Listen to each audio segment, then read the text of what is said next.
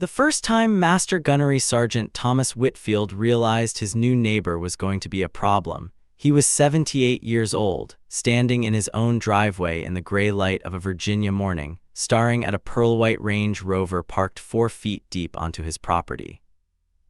It was the third morning in a row. The Marine didn't raise his voice, he didn't knock on her door, he didn't even frown.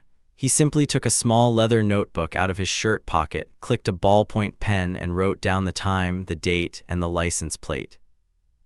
And somewhere in a century-old wooden filing cabinet in his study, the deed to that woman's $4.8 million mansion was sitting in a yellowed envelope, waiting. She just didn't know it yet. Let me tell you about Chestnut Hill, Virginia. It's the kind of place city people drive through on their way to somewhere else and never quite forget. Rappahannock County, tucked in the soft green foothills of the Blue Ridge, 40-some miles west of the Beltway, but a world apart in every way that matters.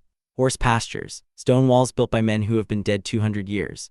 A single main street with a hardware store, a Baptist church, and a diner called Mabel's where the coffee has been the same price since 2011.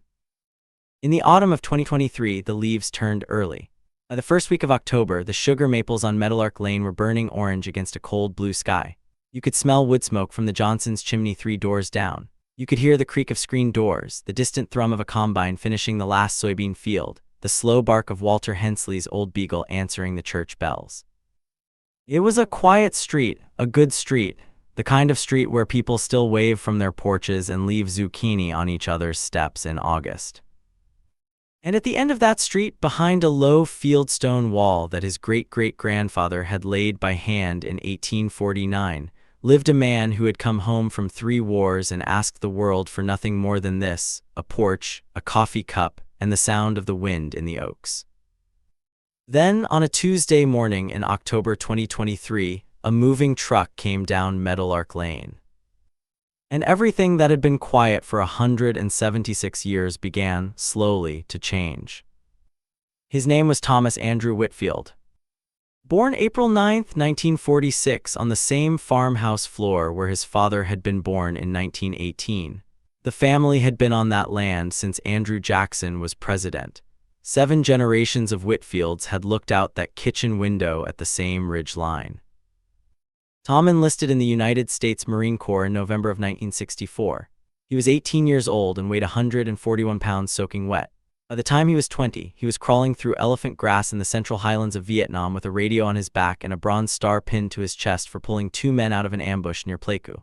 2 Tour, 1965 to 1968. He came home, married his high school sweetheart, Eleanor Grace Whitfield, in the spring of '69 and stayed in the Corps. In October of 1983, he was stationed at the Marine Barracks in Beirut, Lebanon, when a yellow Mercedes truck loaded with explosives drove through the gate at 6:22 in the morning. Tom was 40 feet away when it detonated. 241 American servicemen died that day. He wasn't one of them. He never understood why.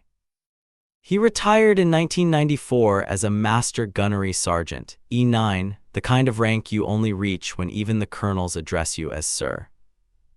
And then Tom Whitfield did something most people never knew. He went home to Chestnut Hill, enrolled in night classes at George Mason, and spent the next 27 years as the county's chief title examiner at the Rappahannock County Clerk's office. Quiet work, dusty work, the kind of work where a man reads every deed recorded within a 50-mile radius, going back to the 1700s, and remembers them. All of them. You see, folks, there's a particular kind of man the Marine Corps makes, and then the long decades of a quiet marriage soften. Tom had a slow smile, a face weathered like tobacco barnwood, and hands the size of dinner plates. He walked with a slight limp, shrapnel from '67, and he had 2 small burn scars on the back of his neck from Beirut that Eleanor used to kiss every single night for 46 years. Eleanor had died in February of 2019, pancreatic cancer. She was gone in 11 weeks. Tom built the memorial himself, a low curving wall of river stone at the edge of the front yard with a brass plaque that read, "For Eleanor, who made the world kinder." He planted hydrangeas behind it, her favorite, the big moffed kind, blue in spring, pink in fall. He was 78 years old in the autumn of 2023, a widower, a grandfather to 4, a quiet man in a quiet house. And in his study above an old roll-top desk hung a 19th-century surveyor's brass compass, a hand-drawn plat map of the Whitfield family tract from 1847, and a stack of deed books bound in cracked leather. Remember those deed books? The moving truck pulled up at 4134 Meadowlark Lane on October 10, 2023. The house next door to Tom had sold that summer for $4.8 million. A Northern Virginia flipper had bought the original 1952 brick Rambler in 2020, torn it down to the slab, and built an 8,000-square-foot modern farmhouse in its place, all black metal roof, floor-to-ceiling glass, and the kind of landscape lighting that made the fireflies give up and go home. The woman who stepped out of the pearl-white 2023 Range Rover autobiography was 42 years old, 5'9" in wedge sandals and wearing sunglasses that cost more than Tom's first truck. Her name was Vanessa Kingsley Ashford. She was the only daughter of a Connecticut pharmaceutical family, married 3 years in to a hedge fund manager named Blake Ashford, 47, who was in the middle of a vicious divorce from his second wife that most of Fairfax County was gossiping about. Vanessa ran a wellness influencer account with 340,000 followers, sold a $180 moon bath candle, and described herself in her pinned post as a disruptor, a mother, a goddess in bloom. She had moved to Chestnut Hill, she told the realtor, to escape the energy of the city. She stepped out of the Range Rover, looked across the fieldstone wall, and saw Tom Whitfield on his porch in a flannel shirt, drinking coffee from a chipped Marine Corps mug. She didn't wave. She pulled out her phone, took a photo of his 1969 Ford F-100 pickup parked in the gravel drive, and said, loud enough for him to hear across 40 feet of lawn, "Oh my God, I didn't realize we were moving next to this." That was the first thing Vanessa Kingsley Ashford ever said within earshot of Tom Whitfield. Tom took another sip of coffee. He didn't say a word. But somewhere in the back of his mind, a small quiet door opened, the same door that had opened in Pleiku in 1967 and in Beirut in 1983, and behind that door was a patient, careful man who remembered everything. 3 mornings later, on October 13, 2023, a cold, damp Friday with fog still hanging low in the pasture, Tom walked out his front door at 6:15 a.m. to drive into town for the hardware store.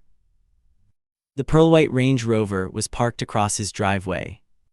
Not next to it, not near it, across it, 4 feet of the back bumper planted firmly on Tom's gravel, blocking him in. Tom stood there for a moment in the damp air, his breath visible, the smell of wet leaves and wood smoke in his nose. He walked next door. He walked up her flagstone path. He knocked on her 10-foot black steel front door, 3 slow knocks, the way his daddy taught him. Vanessa opened the door in a white silk robe, a green smoothie in her hand, one AirPod in. "Ma'am," Tom said, taking his cap off, "your vehicle's blocking my drive. I'd appreciate it if you could move it." She stared at him for a long second like he was a solicitor. "There's plenty of room," she said. "You can go around on the grass." Tom blinked once, slowly. "Ma'am, that's my lawn, and my driveway's my driveway." She exhaled through her nose in that particular way certain people do when they want you to know you're wasting their time. "Listen," she said, "I'll move it when I move it. I have a call at 7, and frankly, if you cared about curb appeal, you wouldn't have that rusted redneck truck sitting out there in the first place, so maybe we're even." She closed the door. Not slammed closed, which was somehow worse.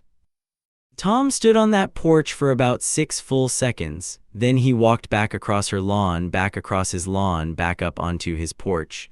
He took the small leather notebook out of his shirt pocket, clicked the pen. October 13, 2023, 6:22 a.m. Range Rover, VA plate KN driveway blocked, verbal request to move refused, hostile language.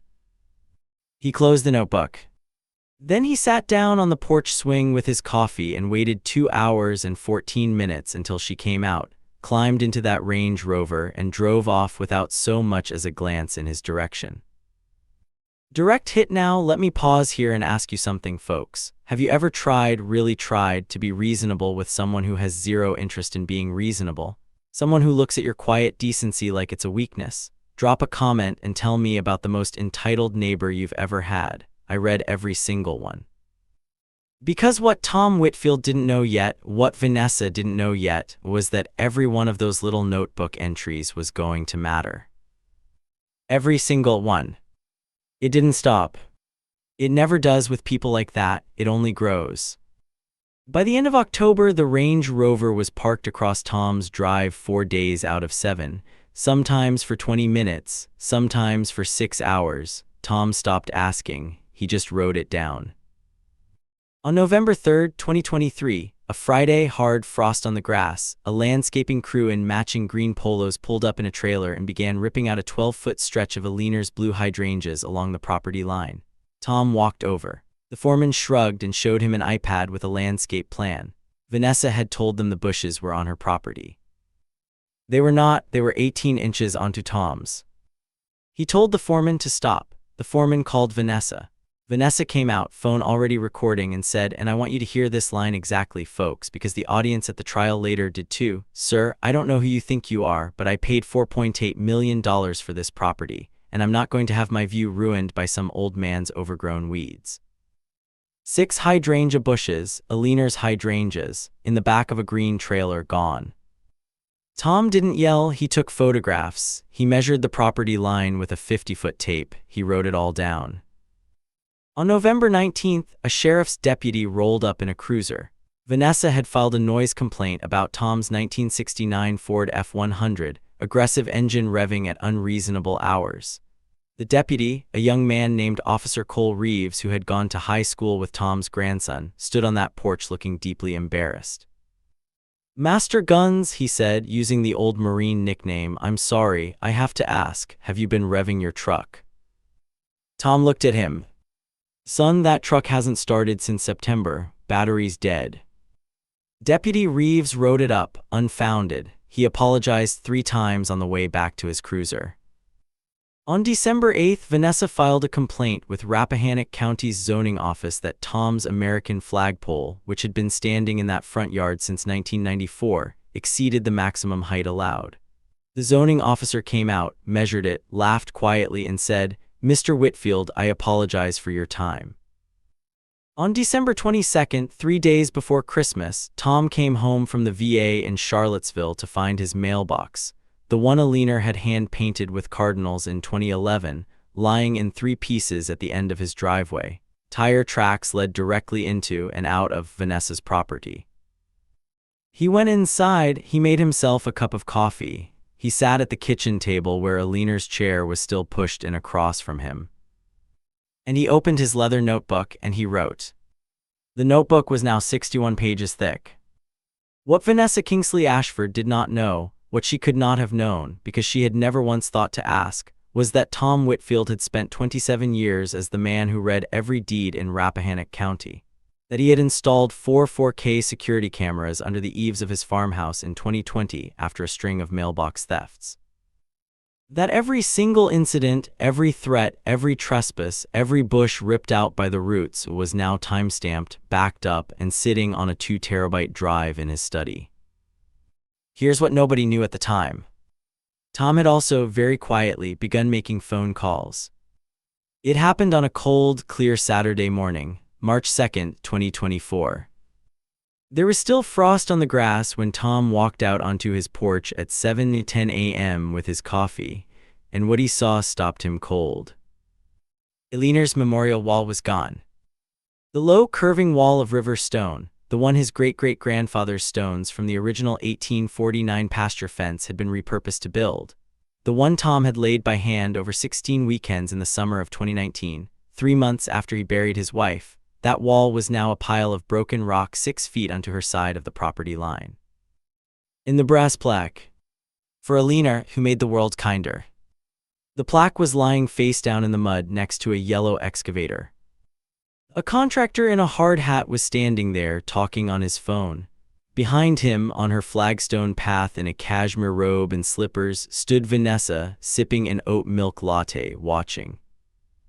Tom walked across the frost-stiffened grass. His limp was worse in the cold. He didn't say anything at first. He bent down very slowly and picked up the brass plaque, wiped the mud off of it with his flannel sleeve, held it in his big weathered hands.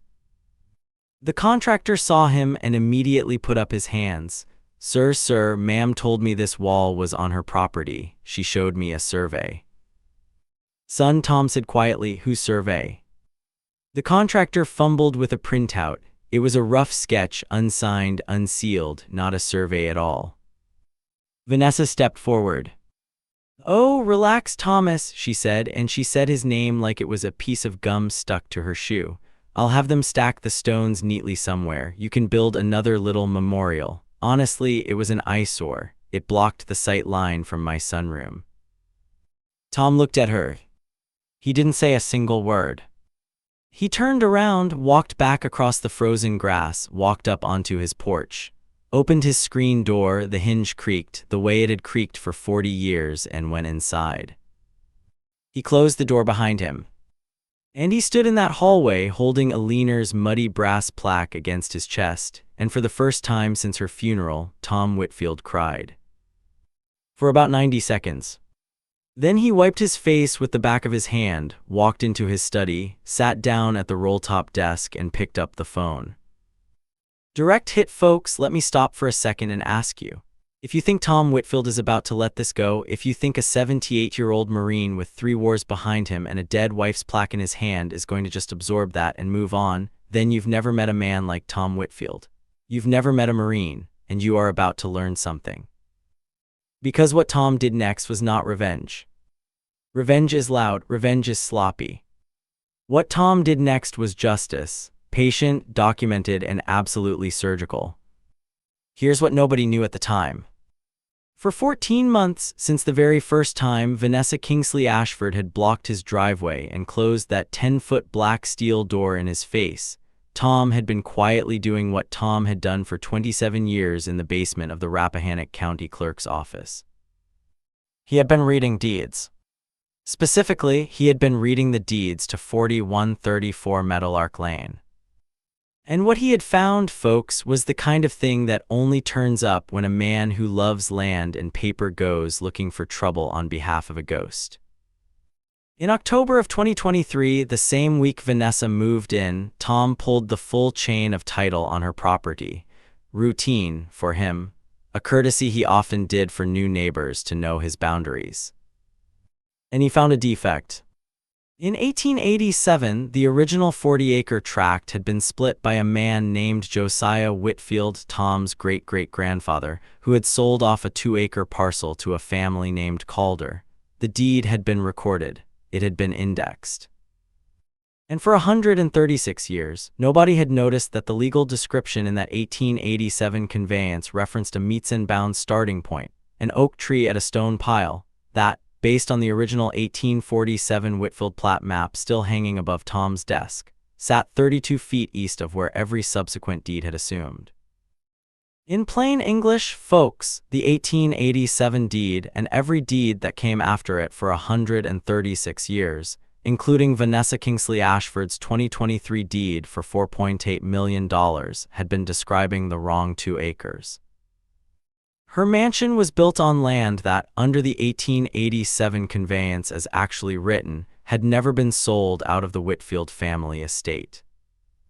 Tom Whitfield, as the last living direct heir of Josiah Whitfield's estate, which had never been formally closed in probate because rural families didn't always bother in 1919, held the reversionary interest. On paper, under Virginia law, Tom owned the land Vanessa's house was sitting on. Now, that alone would have taken years of quiet title litigation to sort out. A defect like that is a lawyer's dream and a judge's headache. It could have gone either way. But that wasn't Tom's only card. You see, folks, Blake Ashford, Vanessa's hedge fund husband, had been using the Meadowlark property as collateral in his ongoing divorce war with his previous wife. As a result, the property's tax escrow had been suspended pending court orders. And in the chaos, someone, probably Vanessa herself, drowning in her wellness empire, had failed to pay the 2023 real estate taxes.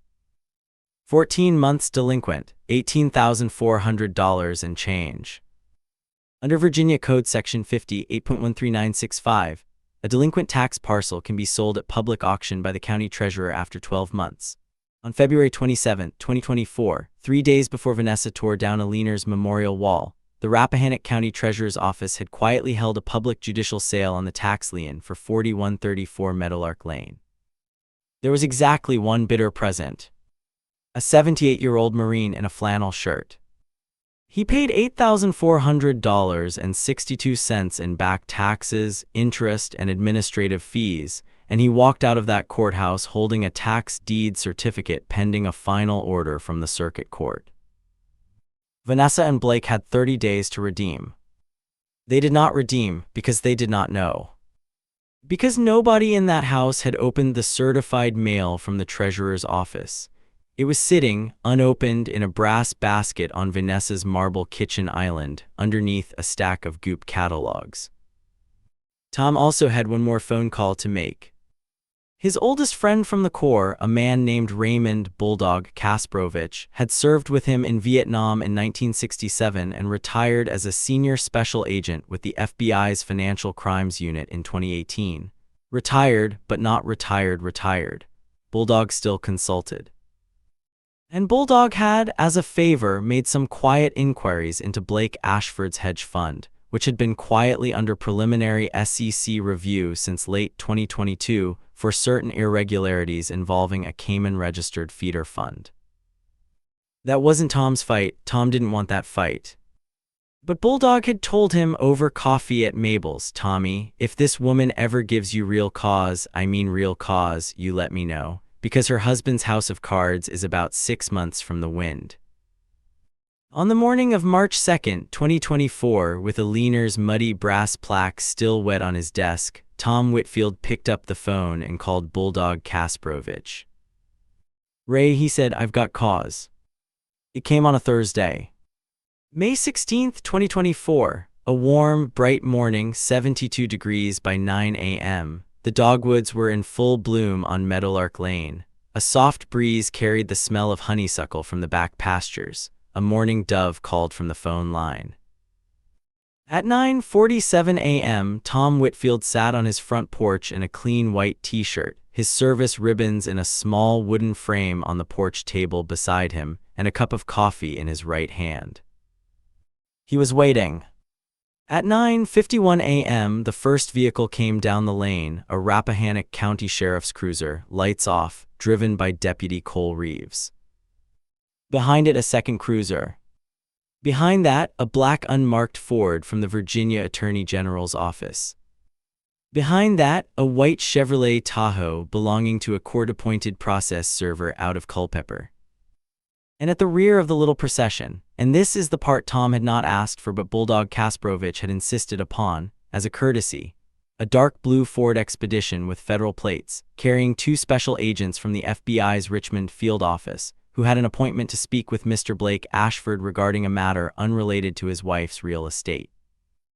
The 4 vehicles stopped in a neat line along the curb outside 4134 Meadowlark Lane. Vanessa Kingsley Ashford stepped out onto her front stoop in a white bathrobe, holding her oat milk latte, her phone in her other hand, already filming. "Oh my God," she said to the camera to her 340,000 followers. "You guys are not going to believe this. I think the boomer next door called the cops on me for parking." Deputy Reeves, 26 years old and trying very hard not to smile, walked up the flagstone path with an envelope. "Ma'am," he said, "Ms. Kingsley Ashford, I have paperwork for you." He served her a writ. Civil action, Whitfield v. Kingsley Ashford. Damages for destruction of memorial property, trespass to land, tortious interference with a gravesite marker under Virginia Code Section 18.2127, intentional infliction of emotional distress and harassment. Sum certain demanded, $1,214,000. Vanessa blinked. She laughed once nervously. She turned the phone toward the deputy. "This is harassment," she said. "This is elder something, this is." The process server stepped forward and handed her a second envelope. Order of the Rappahannock County Circuit Court, dated May 14, 2024, confirming the judicial tax sale of February 27, transferring legal title of the parcel and all improvements thereon, to wit, 4134 Meadowlark Lane, Chestnut Hill, Virginia, to the certificate holder of record. 1 Thomas Andrew Whitfield. The latte hit the flagstone. The Assistant Attorney General's representative stepped forward and served her a third envelope, a preliminary quiet title notice regarding the 1887 deed defect, filed by Tom's attorney 3 days prior, alleging that the underlying 2-acre parcel had been conveyed under a defective legal description and naming Mr. Whitfield as the rightful heir of the reversionary interest. In simpler words, ma'am, it doesn't matter which way the quiet title case breaks, because either way, through either the tax sale or the title defect, you no longer own this house. Vanessa Kingsley Ashford stood there on her flagstone, barefoot in a bathrobe with oat milk foam on her toes, and her phone still live streaming to 1,247 viewers. She opened her mouth, she closed it. And that was when Tom Whitfield, 78 years old, United States Marine Corps, retired, stepped off his own porch, walked slowly across his own lawn, crossed the fieldstone wall where his wife's hydrangeas used to be, walked up her flagstone path with that slight Vietnam limp. He was holding a single manila envelope. He stopped 3 feet from her, took his cap off, held the envelope out. "Ma'am," he said in a voice so quiet the deputies had to lean in, "I believe this is yours to read. It's a copy of the tax deed, the quiet title notice, and a certified photocopy of the original 1887 conveyance between my great-great-grandfather Josiah Whitfield and a family named Calder." He paused. "The house is mine, ma'am, as of 90 minutes ago by order of the court. You have 72 hours to vacate." He put his cap back on. "You should have moved your car when I asked." And then Master Gunnery Sergeant Thomas Whitfield turned around, walked back across the grass, walked back up onto his porch, and sat down with his coffee. He did not look back. He did not need to. The livestream cut off 30 seconds later. By then, the comment section already had 4,000 messages, and not a single one of them was on Vanessa's side. The street went very, very quiet. One by one, the neighbors came outside. Walter Hensley stepped off his porch 3 doors down, his old beagle at his heels. The Bradford sisters came out onto their shared stoop in matching cardigans. Ray Chen, the young software engineer who had just bought the yellow Victorian across the lane, stood on his lawn in socks, mouth slightly open. Nobody said anything. They just watched. The FBI agents knocked politely on the black steel door and asked to speak with Mr. Ashford. Blake, who had flown in the night before from a meeting in Greenwich, stepped out in golf clothes, saw the badges, saw his wife crying on the flagstone, saw the sheriff's deputies, saw Tom's porch, and turned a shade of pale that a man of his income bracket is not often caught wearing in public. The agents were courteous. They did not arrest him. They simply invited him to accompany them to a conversation that, as Bulldog Kasparovich later put it to Tom over the phone, is not going to end in his favor, Tommy, not by a long shot. By noon, the black steel door was closed, the Range Rover was gone, and a flatbed tow truck from Miller's Auto was hauling the pearl-white autobiography away to be impounded for unpaid property liens. By 3:00 p.m., a moving crew was hand-loading Louis Vuitton luggage into a rented Mercedes Sprinter van. Nobody waved goodbye. Not Walter Hensley. Not the Bradford sisters. Not Ray Chen. Not the mourning dove on the phone line. And certainly not the old Marine on the porch, who sat there drinking his coffee, watching the dogwoods drop white petals on the lawn, and said nothing at all. I want to tell you how it ended, because this is the part that matters. By August of 2024, the quiet title action was settled out of court. Tom Whitfield's lawyers offered Vanessa Kingsley Ashford a simple deal: waive all claims, sign a full release, and the Whitfield estate would not pursue the full $1.2 million civil damages beyond a symbolic judgment of $47,000, the exact cost to the dollar of rebuilding a Leaner's memorial wall to the original specifications using river stones from the same 1849 Whitfield pasture line. She signed. She had no choice. She was in the middle of her own divorce by then. Blake Ashford's hedge fund collapsed in November of 2024. An SEC enforcement action, a criminal referral to the Southern District of New York, and what the Wall Street Journal would eventually describe as one of the more quietly devastating frauds of the post-pandemic era. Blake is currently awaiting trial, out on $4 million bond, living with his mother in Darien, Connecticut. Vanessa Kingsley Ashford lost her 3 largest sponsorships within a week of the livestream going viral. The clip, 41 seconds of her standing barefoot in a robe while a 78-year-old Marine quietly handed her a manila envelope, got 38 million views on TikTok by the end of the summer. The top comment with 1.2 million likes read, "He didn't even raise his voice, he didn't have to."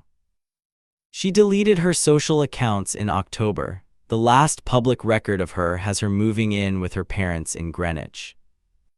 As for 4134 Meadowlark Lane, the 8,000-square-foot modern farmhouse, black metal roof, floor-to-ceiling glass, the one that used to cost $4.8 million, Tom Whitfield did not sell it.